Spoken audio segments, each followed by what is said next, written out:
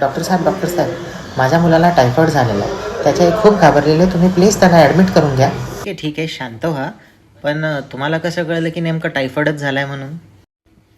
Doctor, मी माझ्या जवळच्या लॅबमध्ये त्याचं रक्त तपासून घेतलं आहे. त्याला विडाल नावाची टेस्ट पॉझिटिव्ह आलेली आहे. टायफॉईड आहे ना, तुम्ही ॲडमिट करा ना त्याला. त्या पेशंटच्या मुलांचे रिपोर्ट्स मी बघितले. त्यांच्यामध्ये फक्त एक सिंगल विडाल टेस्ट पॉझिटिव्ह होती. एक सिंगल विडाल टेस्ट पॉझिटिव्ह म्हणजे कन्फर्म डायग्नोसिस नाही होत टायफॉईडचं. आणि ते हॉस्पिटलला आले होते की त्यांना अँटीबायोटिक्स आणि ॲडमिशन हवी आहे, जे की मुळीच चुकीचं आहे. ठीक आहे, तुम्ही शांत व्हा. पण एक गोष्ट समजून घ्या की एक सिंगल विडाल टेस्ट पॉझिटिव्ह आल्याने तुमच्या मुलाला टायफॉईडचं निदान कन्फर्म होत नाही. ही टेस्ट बऱ्याचदा फॉल्स पॉझिटिव्ह पण येऊ शकते आणि यामागचं कारण मागे या अगोदर झालेला टायफॉईड किंवा कोणताही व्हायरल फीवर किंवा वॅक्सिनेशनमुळे पण ही टेस्ट पॉझिटिव्ह येऊ शकते. त्यांच्या चेहऱ्यावरचं टेन्शन हळूहळू थोडंसं कमी झालं. मी त्यांना व्यवस्थित समजावून सांगितलं की एखादं निदान करणं हे फक्त एखादी टेस्ट पॉझिटिव्ह येणं नसतं.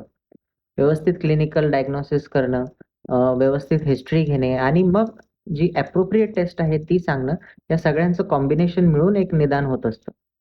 आणि त्यानंतरच आपण ट्रीटमेंटला सुरुवात करत असतो. बघा, मुलगा स्टेबल आहे. त्याला टायफॉईडचे सिम्पटम्स पण नाही आहेत आणि त्यामुळे आपल्याला काही घाबरण्याची फारशी गरज नाही आहे. आपण वाटल्यास ब्लड कल्चर पाठवू आणि त्याला ऑब्झर्वेशनमध्ये ठेवू. अननेसेसरी अँटीबायोटिक टाळूया, जेणेकरून आपल्याला समोर जाऊन प्रॉब्लेम होणार नाही. डॉक्टर साहेब, धन्यवाद. आम्ही तर घाबरून त्याला भरती करण्याचा निर्णय घेतलाच होता. तुमच्यामुळे आमचा वेळ आणि पैसा दोन्ही वाचले बघा.